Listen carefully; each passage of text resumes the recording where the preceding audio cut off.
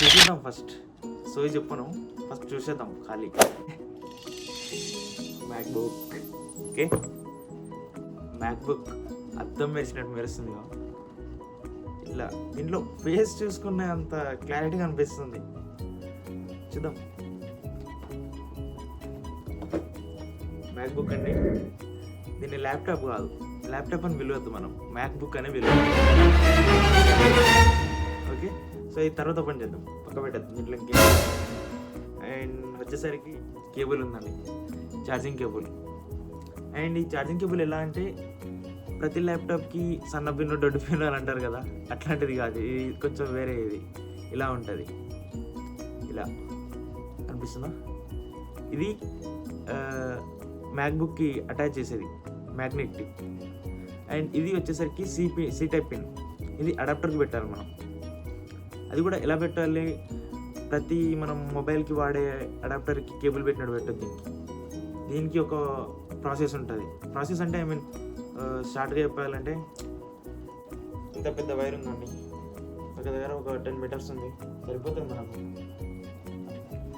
ఇది C type cable ఉంది కదా, ఇది తీసుకొచ్చి ఈ అడాప్టర్కి ప్రతిసారి ఒకటేలాగా పెట్టాలి. ఇది ఉందా, సపోజ్ నేనైతే కంపల్సరీగా ఇట్లానే పెడతాను. ఇలా పెడతామా, మనం ఒకటి చూసుకోవాలి. ఇది ఉందా, సాకెట్ పిన్స్ ఉన్నాయా, సాకెట్ పిన్స్కి మనం పెట్టేది చూసుకోవాలి, లేకపోతే మార్క్ అయినా పెట్టేసుకోవాలి. ఎందుకంటే ప్రతిరోజు మనం తీస్తూ పెడతా ఉంటాం కదా, సో ఇది లూజ్ అయిపోతుంది, ఖరాబ్ అయిపోతుంది. మళ్ళీ దీనికి ఒక కేబుల్ ఖరాబ్ అయితేనే మళ్ళీ 30,000. సో నేనైతే ఇట్లా పెడతానండి, ఇట్లా పెట్టేసానా కథం.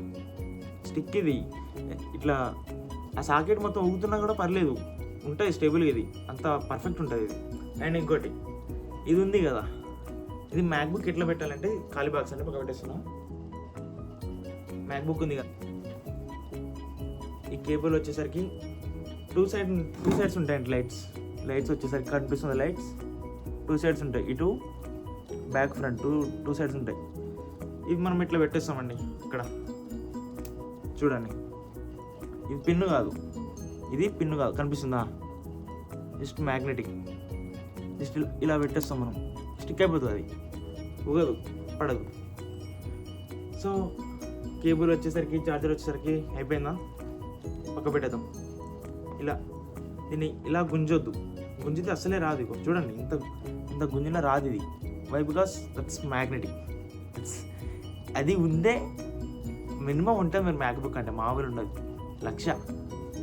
సో ఇలా కింద క్రాస్ చేసి ఇలా బిగ్గేసేయాలి.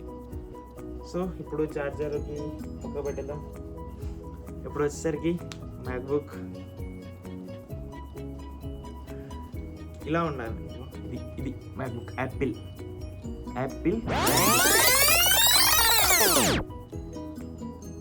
ఓకే అండి, ఓపెన్ చేసేసరికి ఇలా వస్తుంది యాపిల్ మ్యాక్బుక్. అనిపిస్తుందా?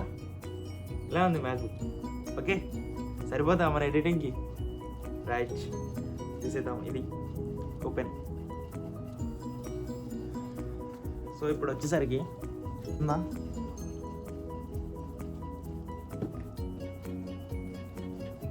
ఇది మన మ్యాక్బుక్.